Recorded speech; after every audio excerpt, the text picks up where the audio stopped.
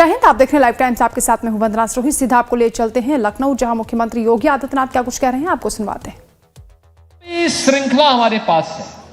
जब हम वैदिक ऋचाओं की बात करते हैं, भारत की परंपरा वेदों के बगैर नहीं चल सकती। भारत के सनातन धर्म की परंपरा वेदों पर आधारित है। वेद उसकी आधारशिला है। हम जब भारत के वेदों की परंपरा की बात करते हैं, एक कालखंड ऐसे भी आया जब कहा गया कि महिलाएं वेद नहीं पढ़ सकती। कौन लोग थे जो महिलाओं को, जिन लोगों ने स्वयं वेदों की ऋचाएं रची थी, ऐसी अपाला, ऐसी घोषा, ऐसी विश्वआरा नारा और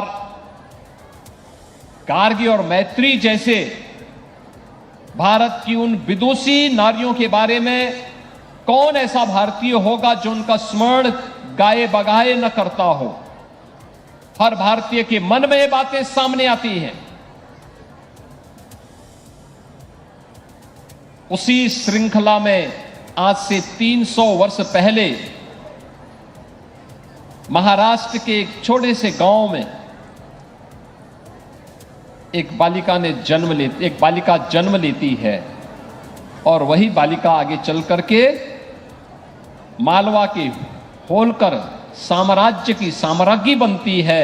लेकिन अखिल भारतीय दृष्टि के नाते भारत की विरासत की एक ऐसी आधारशिला रख देती है जो नए भारत के निर्माण में अपना योगदान कर रही है।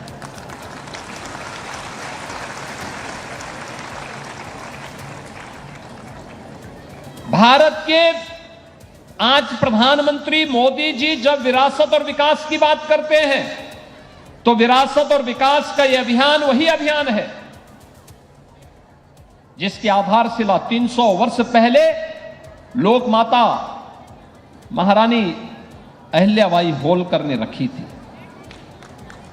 उनका उनका साम्राज्य, होलकर साम्राज्य उस समय के भारत की तुलना में एक छोटा सा साम्राज्य था, लेकिन साम्राज्य की सीमाओं से बाहर जाकर के उन्होंने सांस्कृतिक भारत के अंदर भारत की विरासत को आक्रांताओं के द्वारा तोड़े गए मंदिरों की पुनर्स्थापना करके सनातन धर्म की उस नींव को मजबूती प्रदान करने का काम किया था।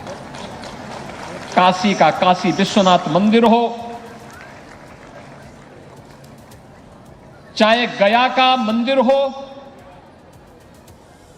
चाहे महाकाल का मंदिर हो, सोमनाथ का मंदिर हो,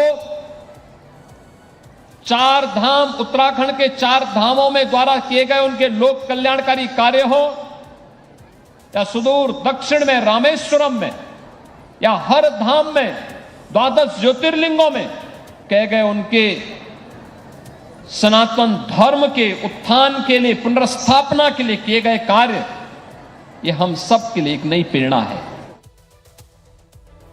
चलिए अब खबरों